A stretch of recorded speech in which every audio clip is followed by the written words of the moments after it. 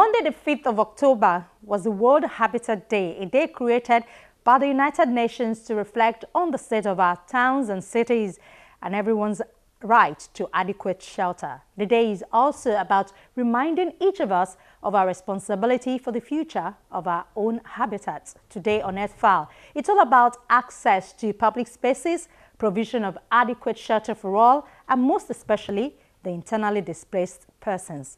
Do stay with us. This year's observance follows the adoption of the 2030 Agenda for Sustainable Development, an inspiring new framework that will guide efforts to end poverty and ensure prosperity for all on a healthy planet. The new Sustainable Development Goals, one of which is to make cities and human settlements inclusive, safe, resilient, and sustainable, represent a broad international consensus that recognizes sustainable urban development as a transformational approach. As part of an integrated agenda, cities and human settlements have an important role to play across the entire spectrum of the 2030 Agenda.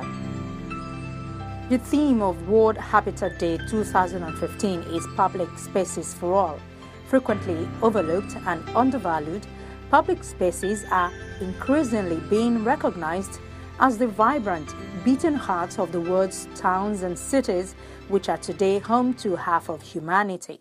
In the years since the adoption of the Millennium Development Goals, the development discourse has increasingly recognized the role of urbanization in achieving sustainability. And the 17 new Sustainable Development Goals reflect an international consensus that sustainable urbanization can play a transformational role.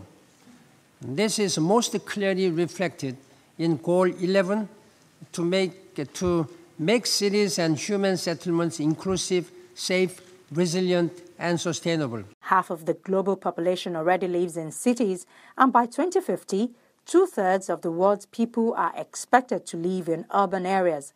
But in cities, two of the most present problems facing the world today also come together: poverty and environmental degradation.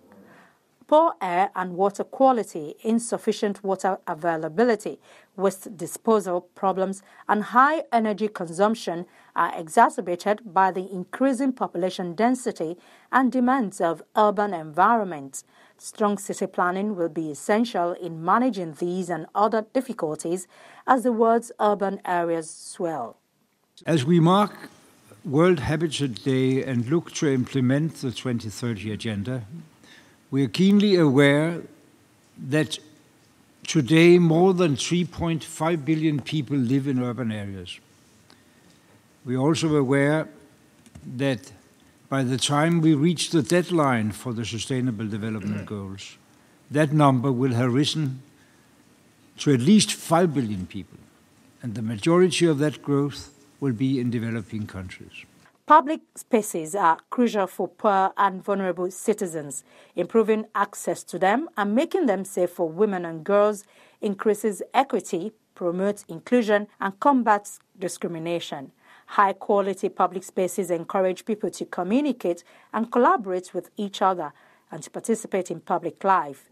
Public spaces can also provide basic services, enhance connectivity, spawn economic activity, and raise poverty values while generating municipal revenue. We should all ensure that in the framework of the Transforming Our World, the 2030 Development Agenda, especially Sustainable Development Goal 11, which formulates the ambition to make cities and human settlements inclusive, safe, resilient, and sustainable, we reflect on the need that plan and manage public spaces is essential.